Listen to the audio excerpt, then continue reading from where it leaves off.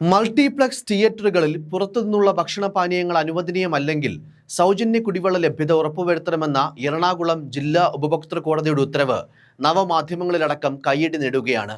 മൾട്ടിപ്ലക്സിൽ പുറത്തുനിന്നുള്ള ഭക്ഷണപാനീയങ്ങൾ കൊണ്ടുപോകുന്നത് നിരോധിച്ചതിനും തിയേറ്ററിനുള്ളിലെ ഭക്ഷണ സാധനങ്ങൾക്ക് അമിതവില ഈടാക്കുന്നുവെന്നും കൊച്ചിയിലെ PVR സിനിമാസിനെതിരെ കോഴിക്കോട് സ്വദേശി നൽകിയ പരാതിയിലാണ് ഉത്തരവ്. പുറത്തുനിന്നുള്ള ഭക്ഷണം നിരോധിക്കുകയും ഉയർന്ന വിലയ്ക്ക് തിയേറ്ററിനുള്ളിൽ നിന്ന് തന്നെ ഭക്ഷണം വാങ്ങാൻ ഉപഭോക്താക്കളെ നിർബന്ധിക്കുകയും ചെയ്യുന്നത് ഒരു അധാർമിക വ്യാപാര രീതിയാണെന്നാണ് പരാതിയിൽ പറയുന്നത്. പുറത്തുനിന്നുള്ള ഭക്ഷണം അനുവദിക്കുന്നില്ലെന്ന് മുൻകൂട്ടി അറിയിച്ചിട്ടുള്ളതാണെന്നും ഇത് സിനിമ കാണാൻ വരുന്ന എല്ലാവർക്കും ഒരേപോലെ ബാധകമാണെന്നും PVR സിനിമാസ് വാദിച്ചു.